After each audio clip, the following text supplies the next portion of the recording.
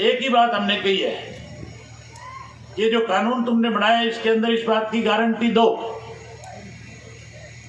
एक नई अमेंडमेंट करो कि किसान की कोई फसल अगर एमएसपी से नीचे कोई खरीदेगा उसके खिलाफ आपराधिक मामला दर्ज होगा। आपराधिक मामला दर्ज नहीं करते, इस बात की गारंटी नहीं देते, उल्टा इसके अंदर एक लाइन और जोड़ दी।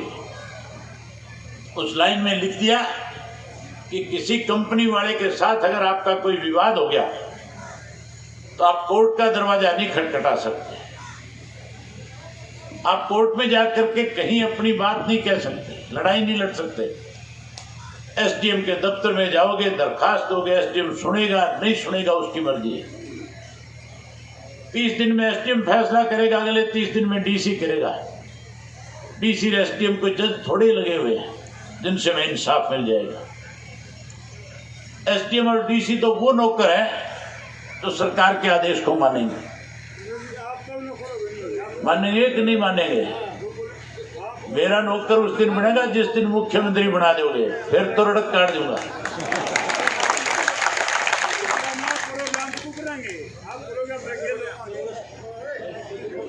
जहां इस किस्म के कानून बने, मैं आप लोगों से एक निवेदन करना चाहूंगा। आज काम का समय, इस काम के समय में पंजाब का किसान जो है लगातार केंद्र की सरकार के साथ अपना विरोध प्रकट करके कैसे उसको मजबूर किया जाए, कैसे कानून में तब्दीली लाया जाए, उसके लिए लड़ रहा है। हरियाणा में भी कई जगह पे किसान आज इस लड़ाई को लड़ने का काम कर रहे हैं। हमारे यहाँ दिक्कत सबसे बड़ी एक है, किसानों के बहुत सारे अलग अलग संगठन बने हुए हैं। मैंने सारे किसान संगठनों के जो अध्यक्ष हैं इनके, उनको चिट्ठी लिखी और कहा है कि पहले हम सबको आपस में बैठ करके एक समन्वय समिति बनानी चाहिए। अगर हम किसान के हितैषी हैं तो हमें मिलजुल करके लड़ना चाहिए, बजाय अलग अलग हम अपनी दुकान चलाएं, बजाय अलग अलग राजनीति उसके ऊपर करें। इसके लिए हमें एक मत होना चाहिए।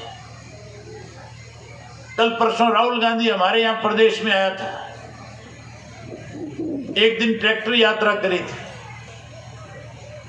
और उस ट्रैक्टर यात्रा के अंदर किसानों की पीड़ा के लिए अखबार के आगे आंसू बहा रहा था। उससे पूछने वाला होगा कि हरियाणा प्रदेश का एसवाईएल का पानी जो पंजाब की सरकार ने रोक रखा है, क्या वो किसान के खेत में आकर के नहीं लगेगा? अगर वो पानी हमें मिलेगा तो हमारा यहाँ का किसान भी खुशहाल होगा।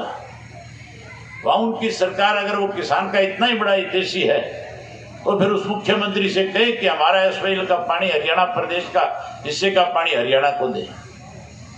लेकिन केवल साथियों राजनीति करना चाहते हैं। एक दिन ट्रैक्टर पे चढ़ करके फोटो खिंचा करके कहीं ना कहीं किसान के हितैषी बनने का प्रयास कर रहे हैं। झगड़ा तो इस बात से शुरू हो गया था, कहाँ किसान के हितैषी रहेंगे। जब ट्रैक्टर लेकर के पंजाब की सीमा से हरियाणा में बढ़ा, ट्रैक्टर कौन चलाएगा इस बात पे भी जूत बजा। दीपेंद्र हुड्डा कहने लगा मैं चलाऊंगा, सुरजीवाला कहने लगा मैं चलाऊंगा। शैलजा ने दोनों से स्टीयरिंग खोस लिया, खुद आगे बैठ गए।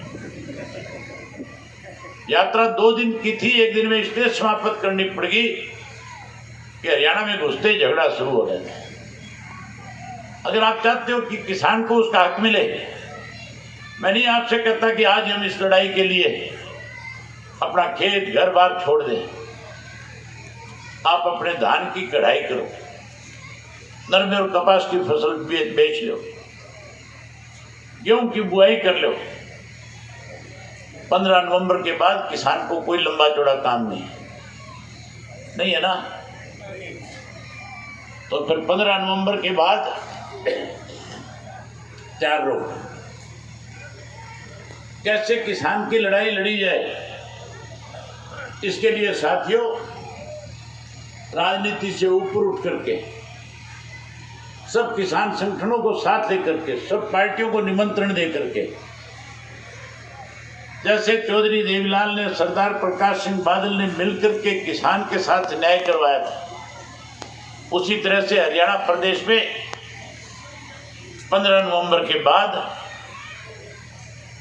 एक ट्रैक्टर यात्रा शुरू करेंगे और उस ट्रैक्टर यात्रा के माध्यम से ही इस किसान की लड़ाई को लड़ेंगे और इतना मजबूती से लड़ेंगे कि केंद्र की सरकार को मजबूर इस बात के लिए कर देंगे कि जो काले कानून इन्होंने बनाए उनके अंदर अमाइंडमेंट करके किसान को उसकी फसल के पूरे पैसे मिले और जो कोई उसको सस्ते में लेना चाहे उसके खिलाफ आपराधिक मामले दर्ज हों। और अब की बार की लड़ाई में एक चीज नई और जोड़ेंगे, जहां साथियों किसान की जमीन में सेम आ जाती है, सेम आने के बाद जहां सरकार की जिम्मेवारी बनती है कि किसान को मुआवजे के रूप में पैसा दे, उस सेम को जब तक खत्म ना कर दे सरकार तब तक उसका मुआवजा दे। वहीं हमारे नरमे और कपास की फसल के अंदर सफेद मक्खी का प्रकोप आ जाता है, जिससे हमारे 10-12 जिले का किसान जो 6 महीने तक बच्चे की तरह उसकी सेवा करता है, बड़ा करता है, और 6 महीने में जब वो लायक हो जाता है कि थोड़े दिन के बाद उसका टिंडा खुलना शुरू होगा, तभी ऐसी बीमारी हमारे बीच में आती है जिसकी वजह से किसान के हाथ से वो फसल निकल जाती है, किसान मायूस हो जाता है। अगर उसकी बाड़ी खत्म होती है तो किसान की उस बाड़ी की फसल की कीमत के हिसाब से किसान को मुआवजा दे। कहीं ओलावृष्टि हो, कहीं कोई सूखा पड़ जाए, कहीं कोई बारिश की वजह से इस तरह की कोई दिक्कत आए तो फिर सरकार को तुरंत उसको मुआवजा देना चाहिए।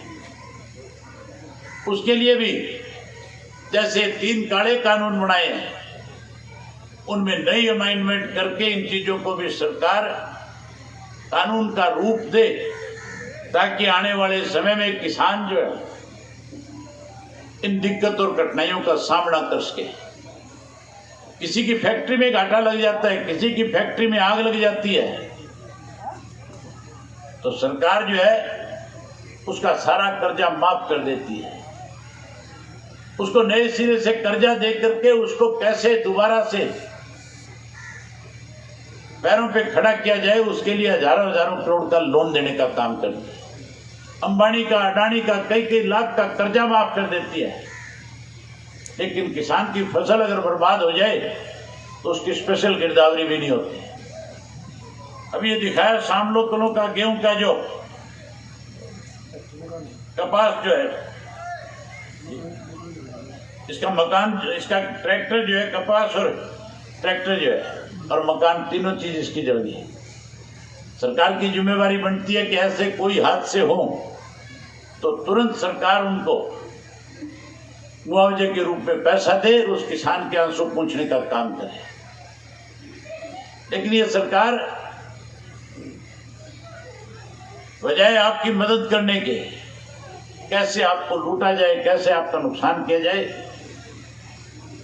इस तरह की योजनाएं बनाने का काम करती है। इसलिए आपसे निवेदन करने आया हूं कि 15 नवंबर के बाद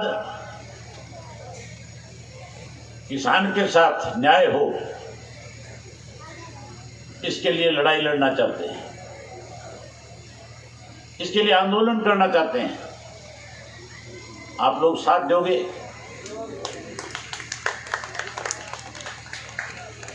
अगर आप साथ दोगे तो फिर मान करके चलो, हर हालत में सरकार को हम इस बात के लिए मजबूर कर देंगे।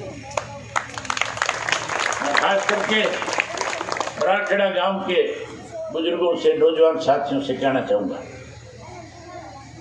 तुम्हारा निकास जो है बुटाना से, ये लाठर मुझे बता रहा है, लेकिन मैं जानकारी लेकर के आया हूं। और अगर तुम बुटाना में इस चुनाव के अंदर अपने गांव के सारे बुजुर्गों को ले जा करके बुटाना के लोगों से कहोगे कि अगर किसान को बचाना है तो फिर उसके लिए जाति पाति धर्म मजहब सबसे ऊपर होकर के, छोड़ करके उन सबको इस भारतीय जनता पार्टी को जहां सबक सिखाने के लिए इनकी जमानत जब्त कराओ, जो कांग्रेसी हमारे साथ दोगली नीति अपना रहे हैं उनको भी सबक मिले। इसके लिए इंडियन नेशनल लोकदल पार्टी के प्रत्याशी को वहां से जितवाने में आप अपनी बड़ी भूमिका निभाओ। लोगों का मन बड़ा हुआ है, लोग तो इंतजार कर रहे हैं कि हमारे पास हमारे अपने चल करके आए और हमें आकर के इस बात के लिए कहने का काम करें। इस बहाने से सबसे मिल भी आओगे, वोट का आग्रह भी कर आओगे और भाजपा और कांग्रेस दोनों को सबक भी सिखाया होगे कि नहीं सिखाया होगा। तुमने उनकी बार जिस व्यक्ति को यहां से जिता करके भेजा, अब तुम्हें महसूस नहीं हो रहा क्या कि गलती करी? हो रहा है कि नहीं हो रहा? ऐसे आदमी को जिता करके भेज दिया, मेरे साथ ही बैठता है, मैं उससे कहता हूं कि जुलाना के बहुत सारे गांव ऐसे हैं जो बारिश की वजह से प्रभावित हो जाते हैं, गांव में पानी भर जाता है। मैं उन गांव में 2-3 दफा गया था, जब पीछे ढुल साहब यहाँ से विधायक थे, जब पानी भरा था उन गांव में होकर के आए। मैंने उसको कहा था बारिश का महीना है, फिर पानी आएगा, इससे अच्छा पहले इसके लिए तू खड़ा होकर के विधानसभा में मुख्यमंत्री से कह कि हमारे यहाँ पानी ना भरे, उसके लिए अभी से पंप सेट लगाए जाए। मुझे कहने लगा जी मेरे को तो इतनी बात कहनी नहीं आती। मैं बोला मुर्गी बेचनी तो आवे था ना।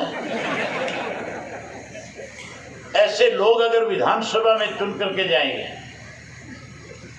तो फिर साथियों मान करके चलो, हम अपने पैरों पर स्वयं कुल्हाड़ी मारने का काम करेंगे।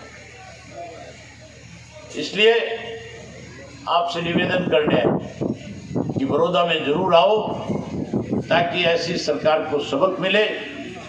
जहां सरकार को सबक सिखाओ वहीं मैं एक बार समिंदर सागवान का इस बात के लिए आभार व्यक्त करता हूं कि उस युवा साथी ने इतने काम के समय में आप सबको बुला करके मुझे आपसे मिलने का मौका दिया। मैं इसके लिए उसका आभारी हूँ।